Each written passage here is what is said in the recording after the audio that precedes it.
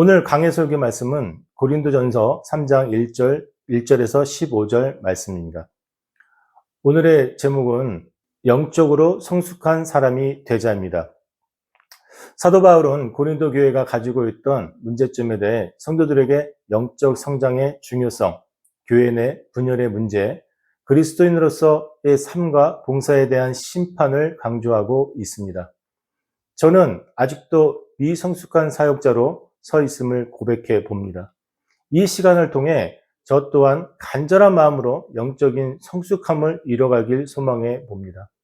여러분은 육신에 속한 사람인가요? 영적인 사람인가요? 하나님의 동력자로 살아가기 위해서 영적인 성숙함을 이뤄가는 삶을 실천할 때 온전하신 하나님의 뜻을 발견하고 이뤄가는 사역의 현장이 되리라 생각합니다. 오늘의 성경에서는 신령한 자들은 하나님의 뜻을 이루기 위해 하나님의 은혜에 따라 동력자로 부르심을 받고 있음을 전하고 있습니다. 그것이 곧 예수 그리스도의 터 위에 세워질 교회라고 말씀하고 있는 것입니다. 여러분에게 하나님이 부어주신 은혜가 무엇입니까? 하나님이 우리에게 부어주신 은혜를 따라 교회가 하나님의 건축물로서 어떻게 세워져야 하는지 오늘 말씀을 통해 새롭게 재조명하는 시간이 되길 바랍니다. 오늘 본문 말씀을 통해 바울이 말하고 있는 영적으로 깨어 있으며 성숙한 사람이 될 때 여러분은 하나님의 뜻을 성령 안에서 발견하며 함께 동력하는 부르심 가운데 서 있게 됨을 깨달아 알게 된다는 것입니다. 그리고 성령 안에서 자신을 내어드리며 순종할 때 교회가 예수 그리스도 터 위에 세워지는 아름다운 건축물로 하나님의 심판에서 상을 받게 된다는 사실을 깨닫게 하고 있습니다. 그렇다면 저와 여러분이 그런 영적인 성숙함을 얻기 위해서 어떻게 살아가야 하는지를 세 가지로 조명하고자 합니다. 첫 번째, 영적인 사람이 되라. 저는 항상 성격이 급하여 실수를 하기도 합니다. 그럴 때마다 육신에 속한 자라는 생각을 많이 하게 되어 어떠한 상황 가운데 먼저 예수님을 묵상하는 훈련을 하고 있습니다. 여러분은 어떻게 생각하십니까? 오늘 사도 바울이 말하고 있는 고린도 교회 성도들에게 육신에 속한 자들이라고 표현하고 있는 부분에 대해서 말입니다. 1절에서 말하고 있는 신령한 자, 사도 바울은 고린도전서 2장 15절에서 신령한 자는 모든 것을 판단하나 자기는 아무것도 판단받지 아니하느니라 라고 정의하고 있습니다. 이것은 그리스어로 영적인이라는 뜻으로 성령에 의해 인도되고 성령의 영향을 받는 사람을 가리킵니다. 저와 여러분의 성령에 이끌려 하나님의 뜻을 발견하며 하나님의 일에 동력하는 일에 부르심을 받았습니다. 날마다 성령님을 의지하며 살아갈 때 영적인 사람이 될 수 있습니다. 여러분의 모든 주권을 성령님께 양도할 때 여러분의 주변 사람들도 선한 영향력을 받게 될 것입니다. 두 번째는 하나님의 은혜를 헛되이 하지 말라입니다. 본문에서 사도 바울은 하나님의 동력자들이라고 표현하고 있습니다. 여기서 원문에서 이 표현은 하나님과 함께 일하는 자라는 뜻을 의미합니다. 바울은 고린도후서 6장 1절에 자신과 동료들을 하나님의 동력자로 묘사하고 있습니다. 우리가 하나님과 함께 일하는 자로서 너희를 권면하노니 하나님의 은혜를 헛되이 받지 말라. 그렇다면 저와 여러분이 하나님께 함께 일하는 자로서 어떤 자세가 필요할까요? 바울은 이 시간에 말하고 있습니다. 하나님의 은혜를 헛되이 하지 말라고 권면하고 있는 것입니다. 여러분이 하나님의 은혜를 헛되지 않게 하는 방법은 오직 성령 안에서 하나님의 말씀을 묵상하는 시간을 매일 살아가셔야 합니다.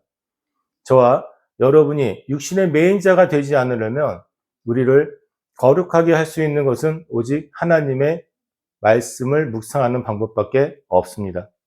그 은혜를 안고 살아가셔야만 하나님의 뜻에 함께 서 있을 수 있는 것입니다.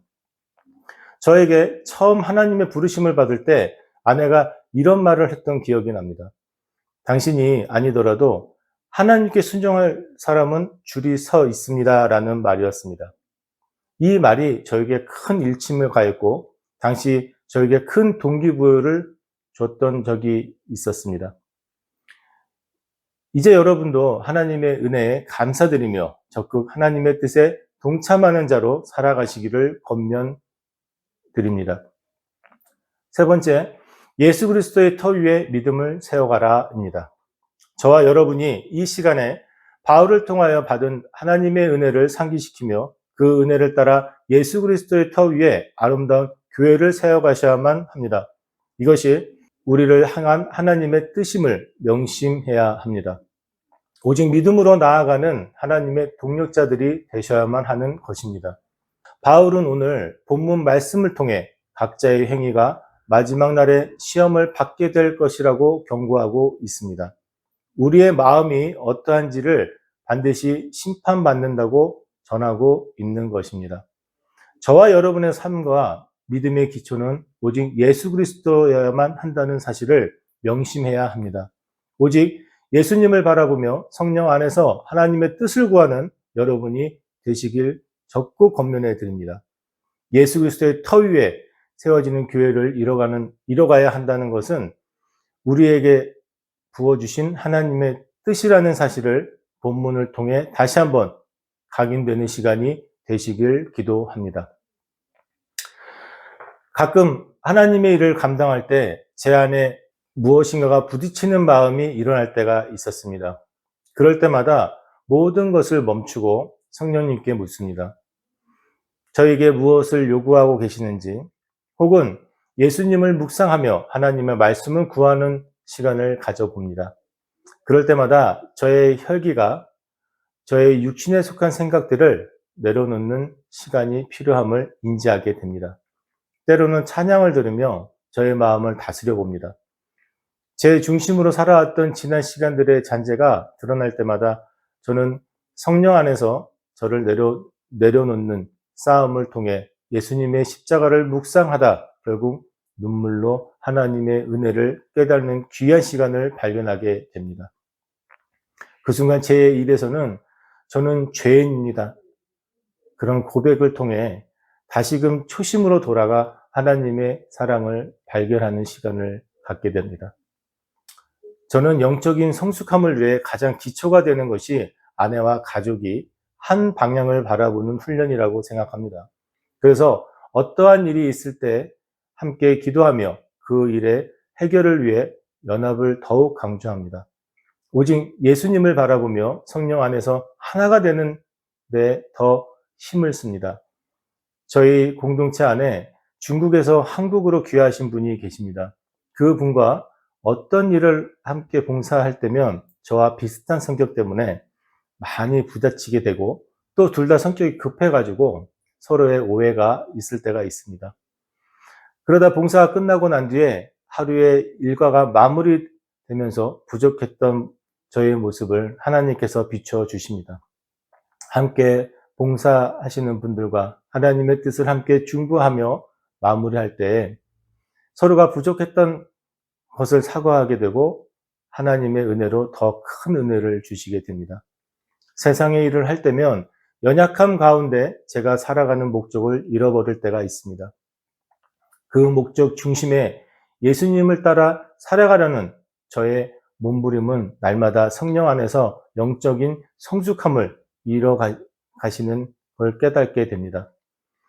이제 여러분은 영적인 성숙함을 이뤄가기 위해 결단해야 합니다. 하나님과 함께 일하는 자로 부르심을 받은 여러분은 오직 하나님의 영광을 위해 살아내셔야만 한다는 사실을 새롭게 각인되시는 귀한 은혜의 시간이었길 바랍니다. 오늘 말씀을 통해 얻은 하나님의 은혜에 따라 영적인 성숙함을 이루기 위해서 저와 여러분에게 말씀드린 영적인 사람이 되고 하나님의 은혜를 헛되이 하지 말고 예수 그리스도의 터 위에 세워가는 믿음을 이뤄가시려고 할 때 다시 한번 그 삶 가운데 실천해 나아가는 하나님의 동력자들이 되시기를 적극 권면해 봅니다. 이제 우리는 무엇을 할 수 있습니까? 본문 말씀을 통해 영적인 성숙함을 이루는 삶을 살아가기 위해 우리의 삶에 무엇을 실천하며 살아가야 하는지 한 가지 제안하고자 합니다. 저는 성경을 정독할 때 하나님의 마음을 발견하는 훈련을 하고 있습니다. 여러분도 이 방법을 한번 적용해 보시면 어떨까요? 먼저 성경의 저자와 수신자들을 잘 이해하고 그 시대적 배경을 찾아보면서 당시 성경이 말하고자 하는 하나님의 뜻을 발견하는 방법을 훈련하고 있습니다. 그리고 지금 하나님이 무엇을 요구하고 계시는지를 성령 안에서 묵상하며 조명을 받아가는 훈련을 통해 성경이 새롭게 조명되는 귀한 은혜를 발견하게 됩니다. 이제 여러분도 이 방법을 한번 시도해 보시길 제안해 드립니다. 감사합니다.